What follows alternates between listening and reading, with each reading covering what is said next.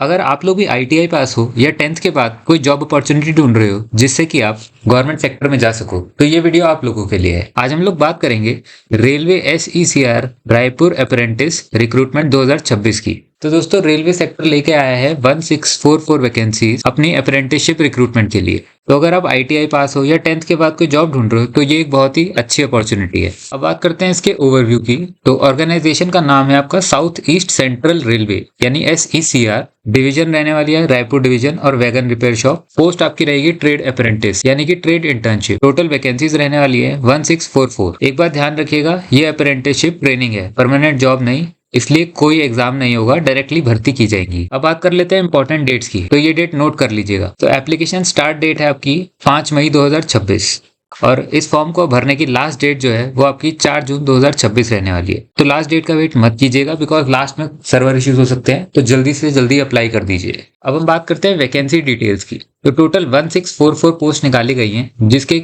Major trades कुछ इस तरीके से हैं: fitter, welder, COP, machinist, painter, electrician, Turner, stenographer, carpenter और डीजल मैकेनिक्स।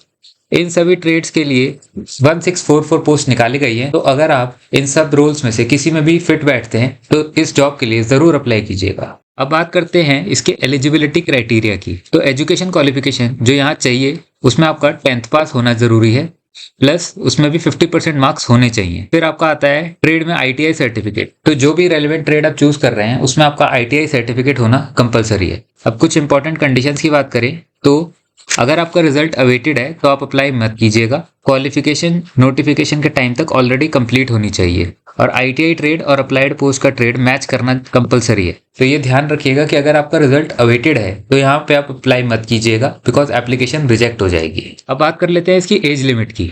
तो जनरल एज का क्राइटेरिया है मिनिमम एज आपकी 15 साल होनी चाहिए और मैक्सिमम एज 24 साल, जो कि 5 मई 2026 के हिसाब से काउंट होगी। और एज रिलैक्सेशन की बात करें तो SC/ST के लिए 5 साल का, OBC के लिए 3 साल का और एक्स सर्विसमैन और फिजिकली डिसेबल्ड के लिए 10 साल का एज रिलैक्सेशन दिया गया है। अब बात करते हैं इसकी ट्रेनिंग और स्टाइपेंड की। तो ट्रेनिंग ड्यूरेशन जो रहने वाला है वो आपका 1 साल का रहने वाला है। इसमें फुल टाइम अप्रेंटिसशिप करनी होगी रेलवे के अंडर। और अगर आप आईटीआई होल्डर्स हैं तो आपको 7,000 से 8,050 रुपये पर मंथ की स्टाइपेंड दी जाएगी। और अगर आप 10th पास फ्रेशर हैं तो आपकी स्टाइपेंड होगी 6,000 रुपये पर मंथ।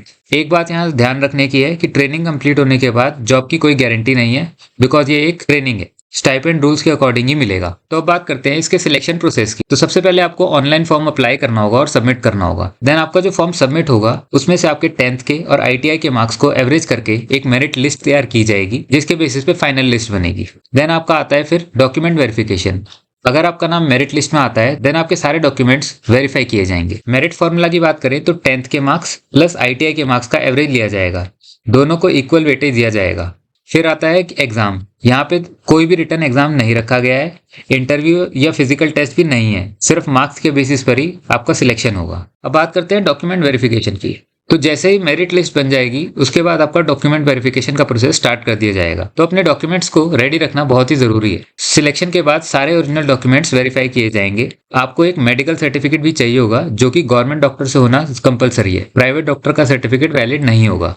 और ध्यान रखिएगा, फेक डॉक्यूमेंट्स होंगे तो कंप्लीटली रिजेक्शन हो जाएगा। तो कोई भी गलत या फेक डॉक्यूमेंट सबमिट करने से जरूर बचिएगा, बिकॉज कोई लीगल एक्शन भी लिया जा सकता है आपके अगेंस्ट। अब बात करते हैं एप्लीकेशन फीस और इस फॉर्म को कैसे अप्लाई करना है। तो यहाँ पे सबसे इंपॉर्टेंट बात यह है कि दोस्तों इस फॉर्म के लिए कोई फीस रखी ही नहीं गई है। जी हाँ, ये फॉर्म कंप्लीटली फ्री है सभी कैटेगरीज के लिए और सभी क्लासेस के लिए। अब इसको अप्लाई कैसे करना है हम उस पर बात कर लेते हैं। सबसे पहले आपको इसकी ऑफिशियल वेबसाइट पे जाना है apprenticeshippindia.gov.in। वहां पे आपको एक फॉर्म मिलेगा, उसमें अपनी सारी डिटेल्स केयरफुली फिल कर दीजिएगा। देन आपको डॉक्यूमेंट्स अपलोड करने होंगे, जैसे कि फोटो, सिग्नेचर और सर्टिफिकेट्स। ये सारे डॉक्यूमेंट्स आप अपलोड कर दीजिएगा। देन आपको फॉर्म सबमिट करना होगा और आपको जो कंफर्मेशन मिलेगी आप उसे सेव कर लीजिएगा। ध्यान रखिए, फॉर्म जो है कंप्लीटली ऑनलाइन है, ऑफलाइन फॉर्म कोई भी एक्सेप्ट नहीं होगा। रिजर्वेशन रूल्स की बात कर लेते हैं।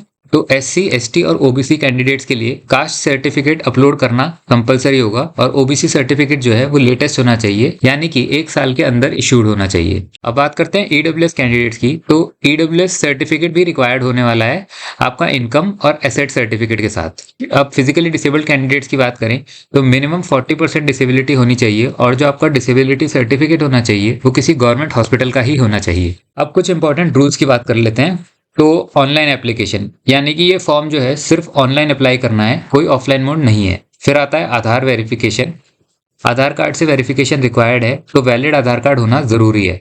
फिर फोटो सिग्नेचर की, तो पासपोर्ट साइज फोटो और सिग्नेचर को अपलोड करना है।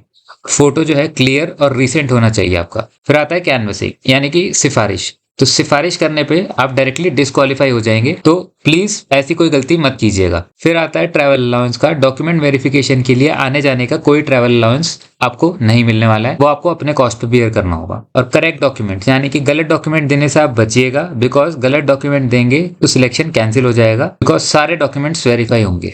अब बात कर लेते हैं कुछ फाइनल टिप्स की जो इस फॉर्म को भरने में आपकी मदद करेंगी। यहाँ पे आप अपने सबसे पहले ध्यान रखिएगा, अपने फॉर्म को केयरफुली फिल कीजिएगा, सारी डिटेल ध्यान से चेक कीजिएगा और तभी फॉर्म को फाइल कीजिएगा, बिकॉज एक भी गलती कॉस्टली पड़ सकती है। फिर है मार्क्स का करेक्ट एंटर करना। अपने 10th और ITI के मार्क्स बिल्कुल सही से एंटर कीजिएगा, बिकॉज मेरिट जो है इसी पे डिपेंड करता है। डॉक्यूमेंट्स की बात करें तो सारे डॉक्यूमेंट्स जो है पहले से ही स्कैन करके रेडी रख लीजिएगा, ताकि आपको फॉर्म भरते टाइम कोई प्रॉब्लम ना हो। तो ये एक स्ट्रॉन्ग अपॉर्चुनिटी है एक्सपीरियंस लेने के लिए। तो अगर आप कोई भी रेलेवेंट ट्रेड में अप्लाई करना चाहते हैं तो इस मौके को बिल्कुल मत मिस कीजिएगा। अगर ये वीडियो आपको हेल्पफुल लगी हो तो हमारे चैनल को सब्सक्राइब कीजिए और इस वीडियो को लाइक कीजिए, ताकि हम और भी ऐसी अपडेट्स आपको देते रहें। और आपको कोई भी डाउट हो तो कमेंट सेक्शन में जरूर पूछिएगा। Thank you.